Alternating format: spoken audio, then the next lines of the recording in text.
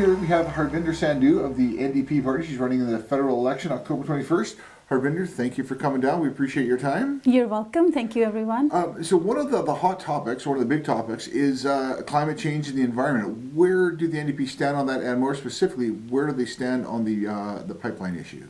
Pipeline issue, because climate crisis is real and there's overwhelming scientific data. So that's why we are going ahead with no more pipelines, and we will be ending all the fossil fuel subsidies. But when we say that no more pipeline, doesn't mean that we're going to shut the oil sector. It means a slow transition and help those workers towards the sustainable economy. And we are committed to create 300,000 sustainable jobs to help those workers, because I too have families in Alberta and cousins. So it's because economy is shifting. That's the reality in climate crisis. So to deal with both, that's our stance, that no more fossil fuel subsidies and no pipelines going forward. So would that mean would still be more reliance on foreign oil? I personally believe that we should rely on as much as on Canadian, because it doesn't really make any sense that they'll help our economy. And right now, I think we're taking oil from foreign too, but I think if we rely on our resources, and that's ideal.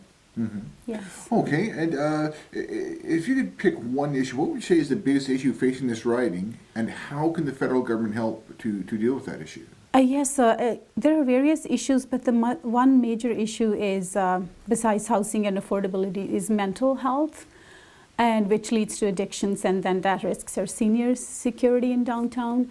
And I will be advocating for having a treatment center in Vernon or in the area in the riding, because there is a huge need for that. Because right now, I work in healthcare as a registered nurse.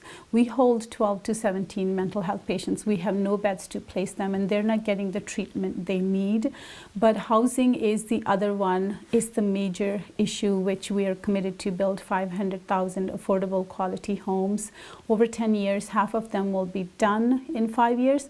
Is that enough? Absolutely no. And NDP is also committed to lift those people up, to everybody up, like 5,000 rental rebate annually to people who have to pay more than 30% of their earnings towards the rent.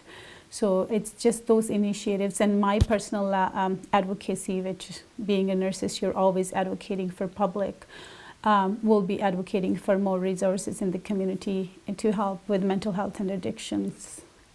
Because I know we have great plan on affordability already, which is much needed.